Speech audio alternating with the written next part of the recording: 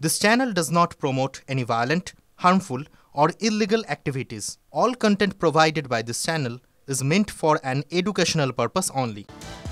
বছর গলেই রয়েছে ভোট, ইতিমধ্যেই তাপ উত্তাপ টের পাওয়া যাচ্ছে, কিন্তু একটা কথা বলুন তো, উন্নয়ন নিয়ে কথা হচ্ছে কি?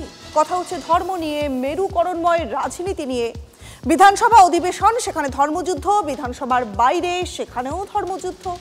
এতদিন যে কথা আমরা বিজেপি নেতাদের মুখে শুনতাম, এখন ঠিক সেই শব্দটাই তৃণমূল নেতাদের মুখে ঘোরাফেরা করছে। শব্দটা Hindu. UEM Jaipur is a perfect target for prospective students aspiring for good jobs, good education with future-ready skills. Trinamool কি বিজেপির হিন্দুত্বকেও ছাপিয়ে যাওয়ার চেষ্টা করছে? প্রশ্নটা ঘুরছে রাজনীতির ময়দানে। হিন্দুকে এক হওয়ার দরকার আছে, এক আওয়াজ তোলার দরকার আছে। আমি গর্বিত, আমি হিন্দু। জয় হিন্দু, জয় হিন্দু রাষ্ট্র। হিন্দুত্বই হাতিয়ার বিজেপির, গেরুয়া শিবিরের ঘোষিত অবস্থান। ২৬-এর আগে বিরোধী বিজেপির দৌড়দৌড়ি থামাতে তৃণমূলেরও কি হাতিয়ার হিন্দুত্ব? শুধু কি তাই, নাকি বিজেপির হিন্দুত্বকেও ছাপিয়ে যাওয়ার চেষ্টা করছে তৃণমূলের হিন্দুত্ব? গত কয়েক সপ্তাহের ঘটনা প্রবাহ সেই প্রশ্নই তুলে দিচ্ছে। ফেব্রুয়ারি মাসে বিধানসভায় দাঁড়িয়ে বিরোধী দলনেতাকে কটাক্ষ করতে গিয়ে মুখ্যমন্ত্রী মমতা বন্দ্যোপাধ্যায় বলেছেন, কবে থেকে উনি হিন্দু ধর্মের নেতা হয়ে গেলে? হিন্দু ধর্মটা কি এত ছোট? জেনে রাখুন, যিনি হিন্দু ধর্মের কথা বলছেন, আমিও কিন্তু ব্রাহ্মণ পরিবারের মেয়ে। আমি যে বাড়িটায় থাকি ভোরবেলা থেকে, মানে ছোটবেলা থেকে, সেই বাড়িটায় মন্দির, একটা শিব মন্দির, সেই দেওয়ালে যেখানে আমি মাথা রেখে ঘুমাই। গর্বিত হিন্দুর পাল্টা আমি ব্রাহ্মণ পরিবারের মেয়ে। এই তর্কযুদ্ধের রেশ বুধবারও দেখেছে পশ্চিমবঙ্গ বিধানসভা।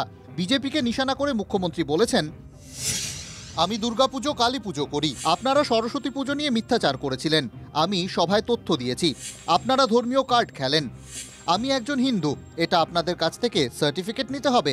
আপনারা কেন মুসলমানদের টিকিট দেন না? আমি তো ৭৯% হিন্দুদের টিকিট দেই। হিন্দু ধর্ম রক্ষা করা আমাদের কর্তব্য। মুখ্যমন্ত্রীর ভাষণের ছত্রছত্রে হিন্দু শব্দ। এই প্রবণতা দেখে কটাক্ষের তীর ছুঁড়েছে বিজেপি ও গেরুয়া শিবিরের সমর্থকরা।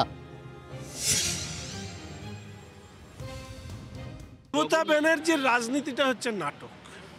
স্ট্রেট আমি বলছি, উনি একটা নাটক করেন। আজকের দিনে দাঁড়িয়ে গতকালের ওনার বিধানসভার এন্ট্রি মুসলিম ভোট ব্যাংককে ইনট্যাক্ট রাখার জন্য।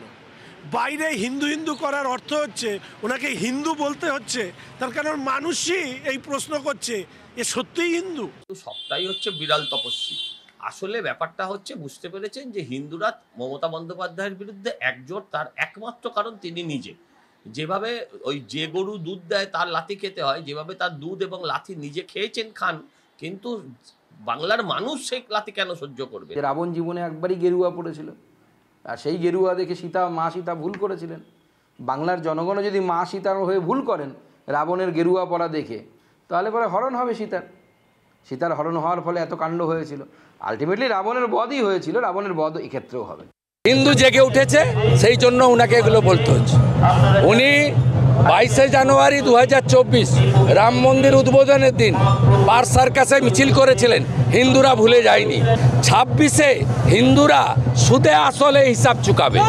মমতা বন্দ্যোপাধ্যায় নতুন করে কোথাও নামেননি।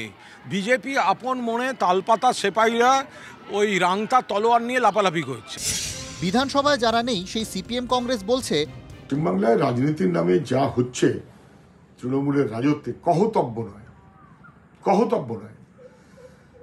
কে কত বড় ধর্মকে ব্যবহার করে রাজনীতির সিঁড়ি এগোতে পারে, তার কম্পিটিশন চলছে। মমতা ব্যানার্জি চেষ্টা করছে, মুসলমানদেরকে যা বুঝানো বুঝিয়েছি, এবারে হিন্দুদেরকে ম্যানেজ করতে হবে। এখন রেসারেসি চলছে, কে কারা বড় হিন্দুত্বের লিডার এবং কে হিন্দুদেরকে বেশি প্রোটেক্ট করতে পারে, এই আওয়াজ উঠছে।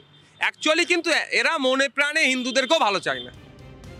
আগামী মাসেই দীঘায় জগন্নাথ মন্দিরের দরজা খুলে যাচ্ছে। 30শে এপ্রিল ধুমধাম করে উদ্বোধনী অনুষ্ঠান হতে চলেছে। 20 একর জায়গার ওপর 200 কোটি টাকার বেশি ব্যয়ে তৈরি হচ্ছে জগন্নাথ মন্দির। শতাধিক পুলিশ নিয়ে নতুন পুলিশ পোস্টও তৈরি হচ্ছে। সব মিলিয়ে সাজো সাজো রব।